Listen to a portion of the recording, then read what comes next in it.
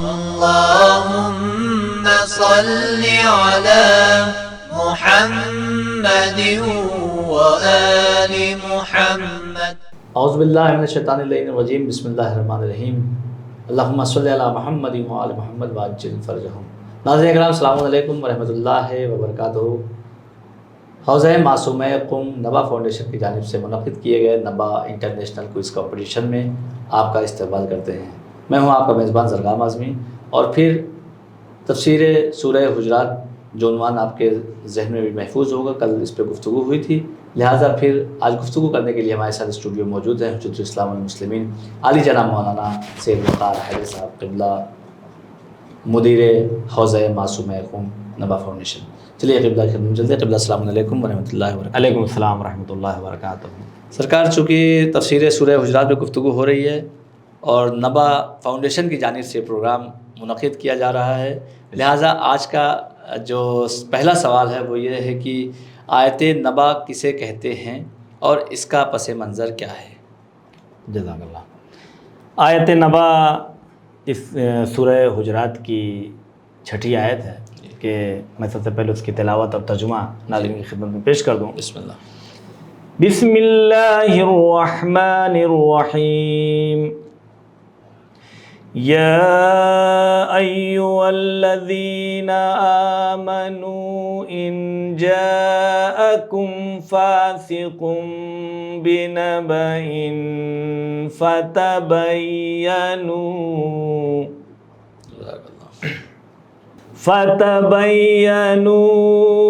ان تصیبوا قوما بجہالۃ فتصبحوا علی ما فعلتم نادمین۔ اے ایماندارو، اگر کوئی بد کردار فاسق تمہارے پاس کوئی خبر لے کر آئے تو خوب تحقیق کر لیا کرو، ایسا نہ ہو کہ تم کسی قوم کو نادانی سے نقصان پہنچاؤ، پھر اپنے کیے پر نادم ہو، اور جان رکھو کہ تم میں خدا کے پیغمبر موجود ہے۔ اس آیت کو آیت نبا اس لیے کہتے ہیں کہ نبا کے معنی ہوتے ہیں خبر دینا، خبر، جیسے سورہ نبا ہے تو اس میں بھی خبر کی بات ہے۔ یہاں پہ خبر کی کیا بات ہے، اس کے پس منظر کی طرف ایک اشارہ کریں۔ ایسے تو بہت سی چیزیں ہیں، لیکن جس سے زیادہ علماء نے مانا ہے وہ یہ بات ہے کہ ولید ابن عقبہ کو پیغمبر اکرم صلی اللہ علیہ وسلم نے، ایک قبیلہ تھا بنی مستلق کا، جن کے پاس زکوٰۃ کی جمعوری کے لیے روانہ کیا۔ جب یہ وہاں پر پہنچتے ہیں تو وہاں لوگوں کو یہ پتہ چلتا ہے کہ رسول کی طرف سے بھیجا ہوا کوئی شخص ہمارے پاس آ رہا ہے، تو وہ سب اس محبت میں جو ہے وہ سب کے سب جمع ہو کر استقبال کے لیے باہر نکلے۔ اور بہت مشہور ہے کہ چور کی داڑھی میں تنکا۔ اب جو صاحب گئے تھے وہاں پر، ان کی اس قبیلے سے پہلے ہی سے کچھ انبن اور لڑائی چل رہی تھی۔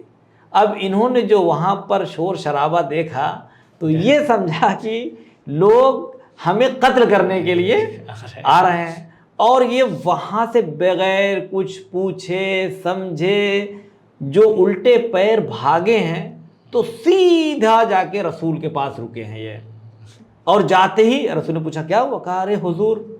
اب وہاں پر اپنے من سے خبر بنا دیا، نیوز وہیں پر فوراً گڑھ دی، ایک نیوز بنا دی، فیک نیوز، کہ حضور وہ تو زکوٰۃ دینے سے منع کر رہے ہیں، وہ سب کے سب مرتد ہو چکے ہیں، اور انہوں نے اسلام اور دین کو چھوڑ دیا ہے، اور وہ آپ کی حکومت کے مخالف ہیں، اس لیے ان پر فوج کشی کرنی چاہیے اور مسلمانوں کو حملہ کرنا چاہیے۔ اب کچھ مسلمانوں کا جوش جو ہے، قرآن نے کہا نا کہ تھوڑا صبر سے کام لو، ان سے بھی آگے، تو وہ ان سے بھی آگے، ان کا ہاں بالکل حملہ کر دینا چاہیے اور ایسی قوم کو چھوڑنا نہیں چاہیے۔ تو یہ خبر انہوں نے بنا کر پیش کیا، فیک نیوز دیا وہاں پر۔ اب یہ سب چیزیں جب ہونے لگیں تو آیت کریمہ یہ نازل ہوئی کہ جس میں خداوند عالم بھی فرما رہا ہے کہ اے وہ لوگ جو ایمان لائے، چونکہ سارے مومنین اور مسلمانوں کا مسئلہ تھا وہاں پر، فوراً حملہ کرنے کے لیے تیار ہو گئے، خون گرم ہو گیا، پہلے سمجھو تو بات کیا ہے. خالی کسی نے آ کے کہہ دیا، وہ بھی کوئی اگر فاسق آ کر کہہ دے کہ اگر کوئی فاسق کوئی خبر لے کر آتا ہے تو فتبینوا، تو اس کی تحقیق کرو، اس خبر کی جانچ کرو، جانچ پڑتال کرو. ایسا نہ ہو کہ کہیں تم کسی قوم کو نقصان پہنچا دو اور اس تک پہنچ جاؤ نقصان پہنچانے کے لیے اپنی جہالت کی وجہ سے، چونکہ آپ کو پتہ تو ہے نہیں اور پہنچ گئے وہاں لڑنے کے لیے. اور جب تم ایسا کرو گے تو بہرحال کیا ہوگا؟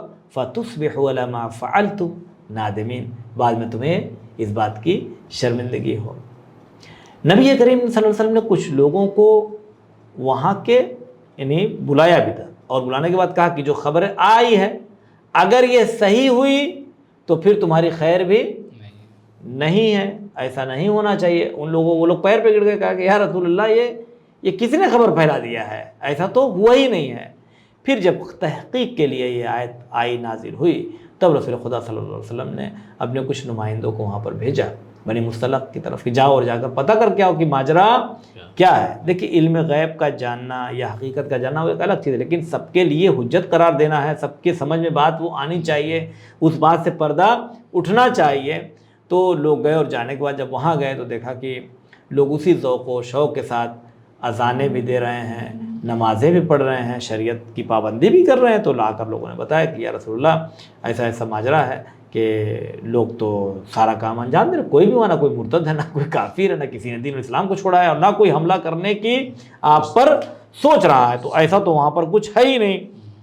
تو رسول اللہ صلی اللہ علیہ وسلم نے لوگوں سے کہا کہ جب بھی کوئی فاسق کی آیت پڑھی کہ اگر کوئی فاسق خبر لے کر آتا ہے تو اس کی تحقیق کرو. ایسا نہیں کہ کسی نے کچھ بھی کہہ دیا اور سب لوگ جو ہے اس کی بات کو مان لو، کہتے ہیں نا کہ کوا کان لے کے اڑا اور سب کے سب جو ہے وہ شروع ہو گئے. تو ایسا نہیں ہونا چاہیے، بلکہ اس خبر کی تحقیق ہونی چاہیے. اور میں ناظرین کی بتا دوں کہ یہ آیت اگرچہ ایک خاص مورد میں نازل ہوئی ہے، لیکن یہ آیت عام ہے. اس کا مفہوم کہ ہر کس و ناکس کی بات سن کر ہمیں فوراً کسی کے خلاف ایکشن نہیں لینا چاہیے، بلکہ کچھ ہمیں تحقیق کر لینی چاہیے. بسا اوقات ایسا ہوتا ہے کہ انسان سمجھتا ہے کہ مثلا ہمارے خلاف بولا ہے، ہمارے خلاف بولا ہے، ہمارے خلاف بولا، مگر جب تحقیق ہوئی تو پتہ چلا کہ نہیں، وہ تو بات کچھ اور چل رہی تھی.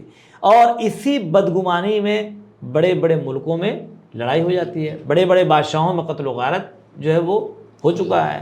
تو جنگ و جدال یہ ساری چیزیں اس بدگمانی کی وجہ سے آتی ہیں اور اختلافات پیدا ہوتے ہیں. لہذا قرآن کا یہ حکم ہے کہ آپ اس طرح کی باتوں میں آ کر جو ہے وہ کوئی ایسا عمل نہ کریں کہ بعد میں شرمندگی کا احساس. جی، جیسا کہ آپ نے کہا کہ رسول اللہ نے ہی اسے بھیجا تھا وہاں پہ، تو پھر اور لوگوں کو امت کو کیسے پتہ چلتا کہ یہ فاسق ہے کہ نہیں؟ چلیے رسول اللہ کو تو پتہ تھا فاسق ہے کہ نہیں فاسق ہے.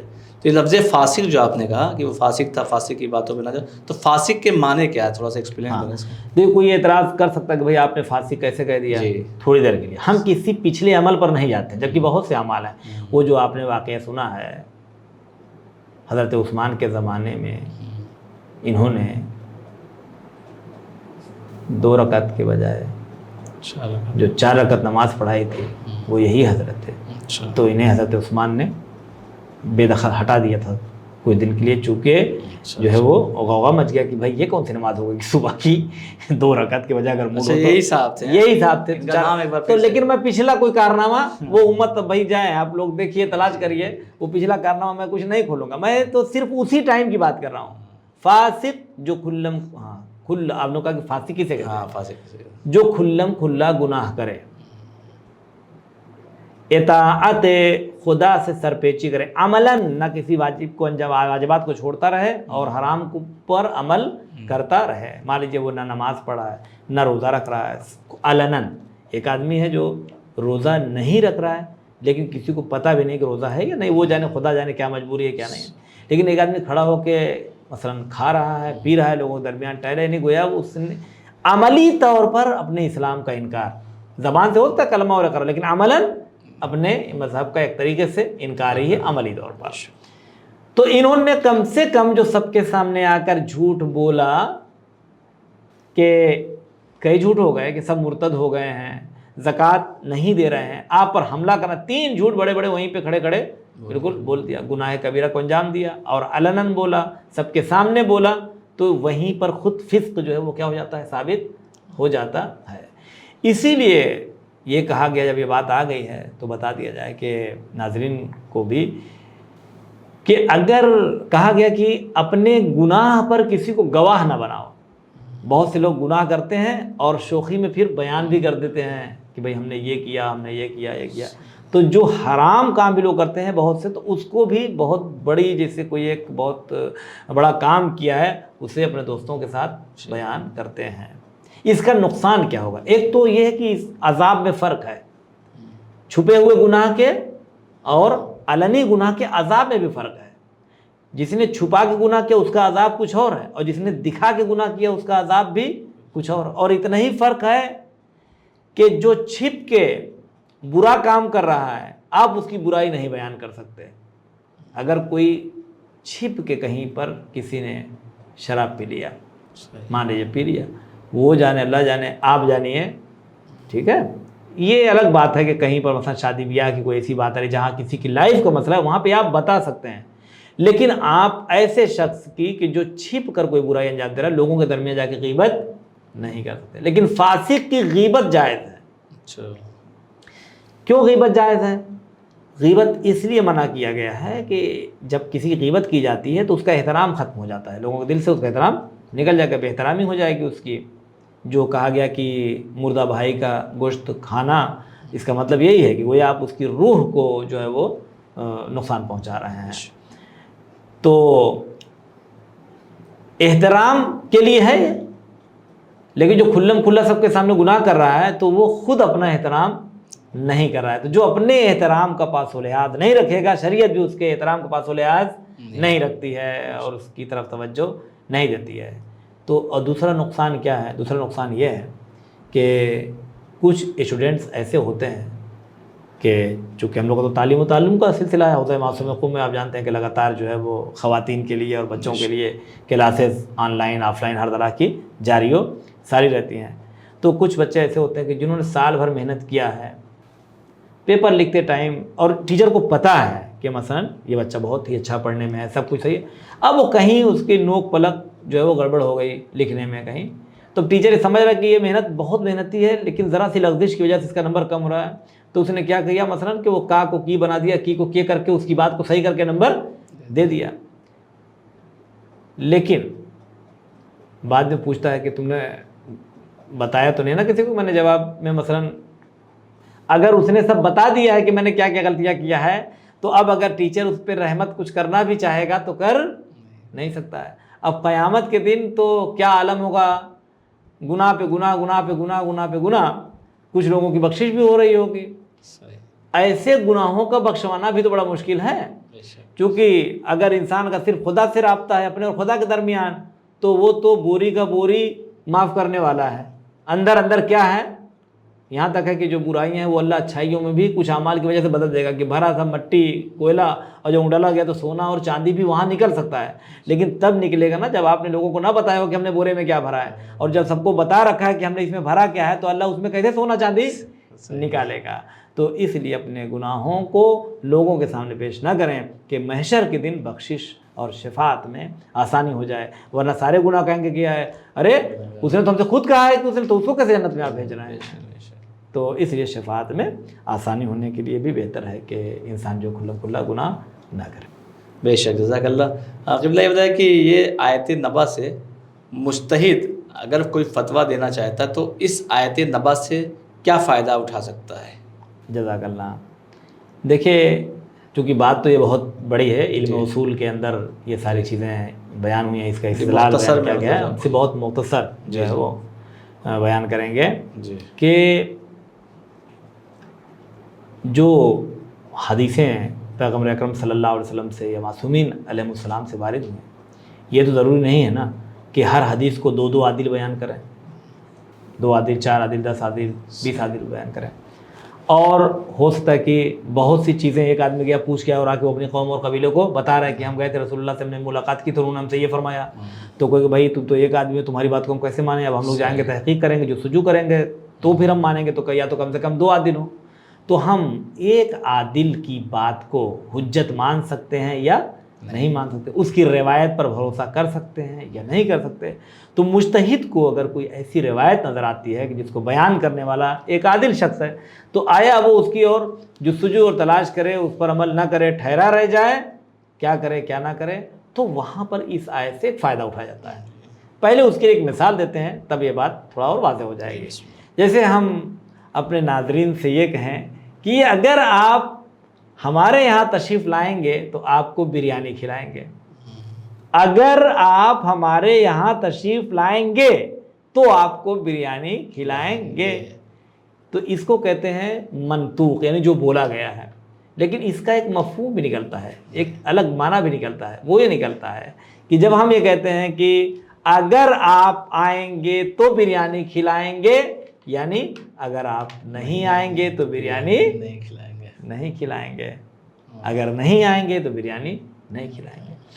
اسی طریقے سے قرآن یہ کہہ رہا ہے کہ اگر کوئی، پہلے سمجھ لیجیے، جیسے آنے کے مقابلے میں کیا ہے؟ نہ آنا، تو جو آنے والی شرط تھی اگر وہ نہیں آئے تو وہ شرط بھی ختم ہو جائے گی۔ اسی طریقے سے فاسق کے مقابلے میں عادل ہے، فاسق کے مقابلے میں کون ہے؟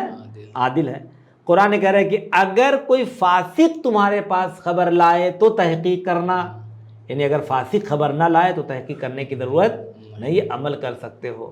فاسق خبر نہ لائے یعنی کون لائے خبر؟ پھر عادل خبر لائے۔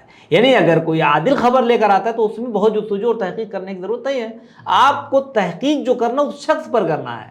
دیکھیے، خبر پر اس کی تحقیق ضرورت نہیں ہے، آپ کو اس کہنے والے پر تحقیق کرنا ہے کہ یہ اصلاً عادل ہے یا نہیں ہے، اس کا عدل ثابت ہے یا نہیں۔ یعنی کیا عادل کا ایسے نہیں ہے آسان، عادل یعنی ایسا تو نہیں کہ کبھی اس نے جھوٹ بولا ہو، عادل نے کبھی ایسا تو نہیں کہ گناہ کیا اس نے، کبھی کسی سامنے اس کی کسی گناہ کا کوئی گواہ ہے، کبھی اس نے کوئی جھوٹ بولا ہے، کبھی اس طرح کا عمل انجام دیا ہے، کبھی اپنی طرف سے کچھ بڑھا چڑھا کے گھٹا کے بڑھا کے کچھ بیان کیا ہے روایت کو، نہیں۔ تو جب ہر طرف سے پاک اور پاکیزہ ایک شخص نظر آ گیا، اس نے کوئی حدیث نقل کیا، تو اس حدیث پر عمل کیا جا سکتا ہے اور اس حدیث کے مطابق ہمارا مجتہد فتویٰ دے سکتا ہے۔ بے شک، جزاک اللہ۔ چونکہ قبلہ اللہ نے بھی فرمایا کہ رسول کی اطاعت کرو، ہے نا، تو اس وقت کے جو امتی تھے وہ اطاعت تو رسول کرتے تھے، لیکن کچھ لوگ ایسے بھی تھے جو چاہتے تھے کہ ہر بات رسول ان کی مانیں، تو اگر رسول ان کی باتیں ماننے لگتے ہیں تو کیا حال ہوتا؟ جزاک اللہ۔ دیکھیے، ابھی ماہ رمضان چل رہا ہے جی، بہت سے جو امام جماعت ہوں گے ان کے ساتھ پریشانی کیا ہوگی پتہ ہوگا؟ پتہ ہے اس وقت تو چل رہا ہوگا مسجدوں میں، ایک مسجد کے امام کو پیچھے سے کچھ لوگ کہہ رہے ہوں گے کہ حضور مغرب کے بعد افطار کروائیے، اور کچھ لوگ کہہ رہے ہوں گے کہ عشاء کے بعد افطار کروائیے۔ یہ ہر مسجد کا پرابلم اس وقت چل رہا ہوگا بہت سی جگہوں پر۔ امام بیچارہ مغرب کے بعد والوں کی مانے یا عشاء کے بعد والوں کی مانے، تو اگر وہ ان کی باتوں کے ماننے کے چکر میں پڑے گا تو کیا ہوگا؟ پریشانیاں اور مشکلات بڑھ جائیں گے۔ امام خود اتنا سمجھدار ہو کہ وہ یہ سمجھے کہ اس وقت ہم جس جگہ پر نماز پڑھا رہے ہیں وہاں کا ماحول مثلاً کیسا ہے، آیا کاروباری لوگ ہیں، تھکے ماندے آ رہے ہیں، بالکل بے قرار ہیں، تو وہ یہ کہے گا کہ بھائی مغرب کے بعد افطار کر لیں۔ اگر لوگ امن و امان اور سکون میں اور موسم اچھا ہے، کوئی مسئلہ نہیں ہے، تو تھوڑا فاسٹ کر کے کہے گا بھائی عشاء کے بعد آپ لوگ کر لیجیے، ملا جلا کے بات کو ختم کرا دے گا۔ لیکن اگر وہ ان کی بات مانے گا تو ان سے جھگڑا ہو جائے گا، ان کی بات مانے گا تو اسے، تو وہ اپنی بات ہی نکال کر سب کے سامنے رکھنے کی کوشش کرے گا۔ قرآن بھی چاہتا ہے کہ دیکھیے، اسی سورہ میں جو ابتدائی آیتیں تھیں، خیبر میں جاتے وقت رسول اللہ نے کسی کا نام پیش کیا، تو حضرت ابو بکر نے کسی اور کا نام پیش کیا۔ حضرت عمر نے کہا اے ابو بکر نہیں، وہ نہیں رہیں گے بلکہ ان کا نام رہے گا، اور اتنا انہوں نے کہا اچھا تو آپ ہماری نہیں بات مانیں گے؟ حضرت عمر نے کہا کہ ہاں نہیں، میں اپنی بات پر کسی کی بات کو نہیں مانوں گا، میری نظر میں یہ بہتر ہے۔ تو یہ یہاں پر بھی آواز کیا ہوئی تھی؟ مثلا بلند ہوئی تھی۔ اب رسول اللہ کس کی بات مانیں؟ چونکہ اگر دونوں لوگ ایک پر بھی اتفاق کرتے تو تھوڑی دیر کے لیے، تو اس سے خود امت کے لیے، یعنی اگر کوئی بھی رسول اپنے وقت کے لوگوں کی اطاعت کرے گا، یعنی لوگ یہ چاہیں کہ رسول ان کی بات مان لیں، تو خود ان کے لیے پریشانی، مشقت اور دشواری کا سبب ہوگا، یعنی خود امت کے لیے پریشانی کا سبب ہے، رسول کے لیے پریشانی نہیں ہے، وہ تو جو ہوگی وہ تو ہے ہی ہے، لیکن مین مسئلہ کیا ہے کہ اس میں خود تمہارا فائدہ ہے کہ تم اپنی باتیں رسول پر نہ تھوپو. یہاں پہ ایک فرق ہے. یہاں پہ کوئی یہ نہ سمجھے کہ رسول کسی کی کوئی بات مانیں گے ہی نہیں. یہاں بات ماننے کی بات نہیں ہو رہی ہے, مشورہ کے لیے تو قرآن کہہ رہا ہے کہ وَشَاوِرْهُمْ, ان سے مشورہ اپنے ساتھیوں سے لیتے رہیے. مشورہ لینا الگ ہے. مشورہ جیسے ہم لوگ بھی مشورہ لیتے ہیں, بھائی ہمارے ناظرین آپ لوگ مشورہ دیجیے ہمیں کہ ہم اپنے پروگرام کو اور کیسے بہتر بنائیں, اور اگر آپ لوگوں میں کوئی نیا ہوگا تو چینل کو سبسکرائب بھی کریے گا, اور ویڈیوز کو ذرا زیادہ افراد تک انشاءاللہ تعالیٰ پہنچانے کی کوشش بھی کریں, یہی سب کہا جاتا ہے. تو اب لوگ مشورہ دیں گے نا کہ آپ لوگ مثلا یہ پروگرام رکھیے وہ پروگرام. لیکن اب اگر کوئی یہ چاہے کہ نہیں جو ہم نے کہہ دیا وہی آپ کریے, لیکن یہاں لوگ یہ سمجھ رہے ہیں کہ وہ کرنا صحیح ہے یا صحیح نہیں ہے, تو تو مینجمنٹ سمجھے گا نا اس بات کو کرنا ہے. تو مشورہ دینا, راستہ دکھا دینا, چیز بتا دینا, اپنی رائے رکھ دینا, لیکن آخری فیصلہ جو ہے وہ مینیجر ہی کرے گا, مینجمنٹ کرے گا. تو مشورہ امت کر سکتی ہے, رسول کو مشورہ دے سکتی ہے, مشورہ آپس میں رسول کر سکتا ہے لوگوں سے, لیکن کوئی مشورہ دینے والا یہ نہیں کر سکتا کہ جو ہم نے کہا ہے وہی بات آپ مان لیجئے. اگر ایسا ہونے لگے گا تو امت میں اختلاف بھی بڑھے گا اور امت کی پریشانی کا سبب بھی ہوگا. بے شک, جزاک اللہ قبلہ. تو ناظرین اس سلسلے کے آخری سوال کی جانب بڑھتے ہیں. سرکار سے آخری سوال یہ کہ ایمان کا تعلق دل سے ہے یا دلیل سے ہے؟ جزاک اللہ, بہت ہی زبردست سوال آپ نے کیا کہ ایمان کا تعلق دل سے ہے یا دلیل سے ہے. بہت سی جگہ پہ ہم نے دیکھا ہے کہ جو لوگ اسلام لائے ہیں اور ایمان لائے ہیں تو کچھ لوگ تو دلیل سے بھی لائے ہیں, لیکن زیادہ تر لوگ جو ہے وہ کوئی عمل دیکھا انہیں اتنا اچھا لگ گیا کہ انہوں نے فوراً کلمہ پڑھ لیا. اکثر دیکھیے کئی ضعیفاؤں کا واقعہ ملتا ہے کہ انہوں نے رسول کا ایک عمل دیکھا اور اتنی محبت انہیں آ گئی کہ انہوں نے فوراً جو ہے وہ محبت میں کلمہ پڑھ لیا. تو زیادہ تعلق جو ہے وہ دل کا ہے, لیکن یعنی محبت کا, دل سے انسان محبت کرتا ہے, اور اس محبت کے پیچھے کوئی نہ کوئی دلیل چھپی رہتی ہے. یعنی وہ دلیل دکھائی نہیں گئی ہے سامنے, اندر کوئی نہ کوئی دلیل چھپی ہوئی ہے ایمان لانے کی اس محبت کے پیچھے. لیکن اسی لیے جو پیغام رسالت بھی آپ سنیں گے, سارے اعمال کا جو اجر قرآن نے پیش کیا ہے وہ کیا پیش کیا ہے؟ بسم اللہ الرحمن الرحیم, قل لا اسألكم علیہ اجرا الا المودۃ فی القربى. اہل بیت علیہ السلام کی محبت کو اجر رسالت قرار دیا گیا ہے. اس لیے خود آیت اللہ العظمیٰ آقا خامنئی بھی یہ فرماتے ہیں کہ اکثر لوگ جو اسلام کی طرف آئے ہیں وہ دل سے آئے ہیں, دلیل سے بہت زیادہ لوگ نہیں آئے ہیں. دل جلدی سے کھینچ جاتا ہے, دل قریب آ جاتا ہے, مگر اس دل کو کھینچنے کے لیے اپنے اندر عملی طور پر سارے احکام اسلامی کو سمیٹنا پڑتا ہے, تب جا کے دل انسان کا راغب ہوتا ہے. اس لیے میں نے کہا کہ اس کے اندر کیا ہے, دل کے اندر دلیل چھپی ہوئی رہتی ہے. اس کے لیے قرآن نے جو یہاں پر لفظ استعمال کیا, جو آپ نے سوال کیا ہے یہاں پر, وہ آیت نمبر 7 میں اعلان ہو رہا ہے کہ بسم اللہ الرحمن الرحیم وَاعْلَمُوا أَنَّ فِيكُمْ رَسُولَ اللَّهِ لَوْ يُطِيعُكُمْ فِي كَثِيرٍ مِّنَ الْأَمْرِ لَعَنِتُّمْ وَلَكِنَّ اللَّهَ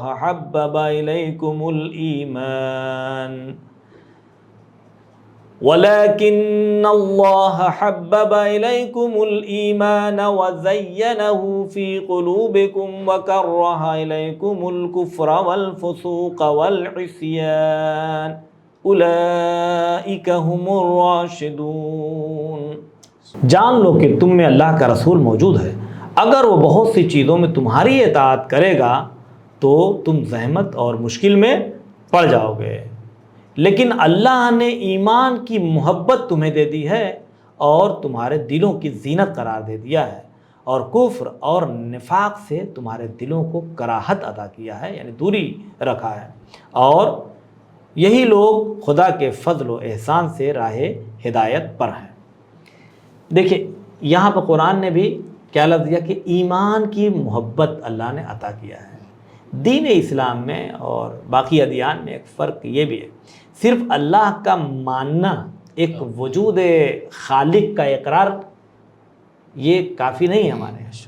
اس خدا کو کہ جسے آپ مان رہے ہیں اس سے عشق ہونا چاہیے، اس سے محبت ہونی چاہیے، اور اتنی زیادہ محبت ہونی چاہیے اپنے اس خالق سے کہ اپنی جان سے زیادہ محبت ہو، اپنی اولاد سے زیادہ محبت ہو، اپنے اہل خاندان سے زیادہ محبت ہو، اپنے مال اور دولت سے زیادہ محبت ہونی چاہیے۔ اور اسی لیے خود امام جعفر صادق علیہ السلام فرماتے ہیں کہ حل الایمان الا الحب والبغض، کیا ایمان محبت اور بغض کے علاوہ کچھ اور چیز ہے؟ یعنی خدا سے محبت کرنا اور دشمن خدا و رسول سے عداوت کرنا۔ لا الہ، سب کا پہلے انکار کریے جھوٹے خداؤں کا، اور پھر الا اللہ۔ اسی طریقے سے امام محمد باقر علیہ السلام فرماتے ہیں کہ الدین هو الحب، کہ دین کیا ہے؟ دین وہی محبت ہے، والحب هو الدین، اور محبت ہی دین ہے، یعنی دین محبت ہے اور محبت ہی دین ہے۔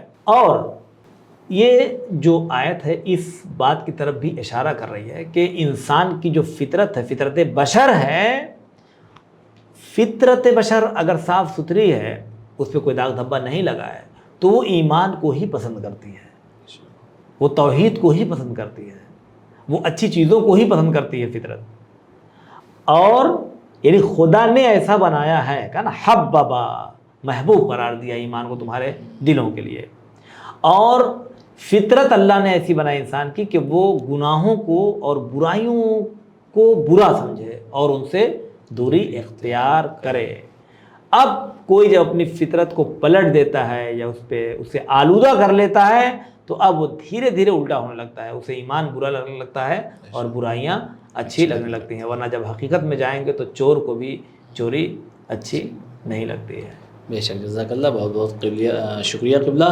تو ناظرین، تفسیر سورہ حجرات میں آج بس اتنا ہی، انشاءاللہ پھر ملاقات ہوگی نیکسٹ ایپیسوڈ میں، نئے سوال لے کے حاضر ہوں گے۔ تب تک کے لیے ہمیں اجازت دیجیے، خدا حافظ، السلام علیکم ورحمۃ اللہ وبرکاتہ۔